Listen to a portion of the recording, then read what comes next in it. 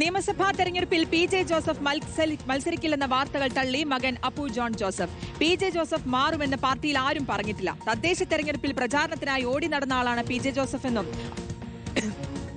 Appu John Joseph പറഞ്ഞു.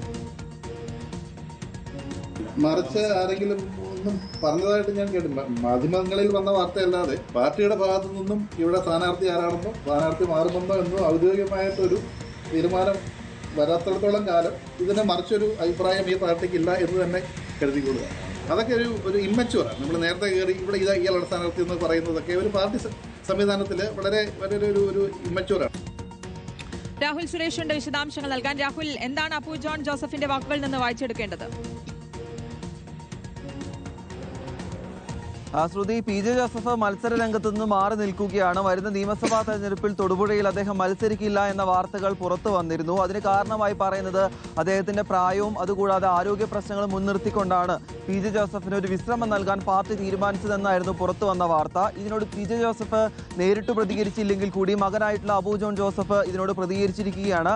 അദ്ദേഹം മത്സരിക്കില്ല എന്ന് പാർട്ടി നേതൃത്വവുമായി ബന്ധപ്പെട്ട് ആരും ഇതുവരെ പറഞ്ഞിട്ടില്ല എന്നാണ് ഈ അപ്പു ജോൺ ജോസഫ് ഇന്ന് പറഞ്ഞത്. അദ്ദേഹത്തിന് യാതൊരുവിധ ആരോഗ്യ പ്രശ്നങ്ങളുമില്ല. ഇക്കഴിഞ്ഞ തദ്ദേശ തെരഞ്ഞെടുപ്പിൽ ഇടുക്കി, കോട്ടയം, പത്തനംതിട്ട ഉൾപ്പെടെയുള്ള 3 ജില്ലകളിലെത്തി ഈ തദ്ദേശ തെരഞ്ഞെടുപ്പ് പ്രചാരണങ്ങളിൽ സജീവമായി അദ്ദേഹം ഉണ്ടായിരുന്നു. അത് കഴിഞ്ഞിട്ട് ഏതാനും മാസങ്ങൾ മാത്രമാണ് ആകുന്നത്. അതിനിടയിൽ കാര്യമായ ആരോഗ്യ പ്രശ്നങ്ങളൊന്നും അദ്ദേഹത്തിന് ഉണ്ടായിട്ടില്ല എന്നും തൊടുപുഴയിൽ തന്നെ അദ്ദേഹം മത്സരിക്കുമെന്നും അപ്പു ജോൺ ജോസഫ് പറയുന്നുണ്ട്. ഇക്കാര്യത്തിൽ പി.ജെ. ജോസഫിന്റെ നിലപാടും പുറത്തറിയേണ്ടിയിരിക്കുന്നു.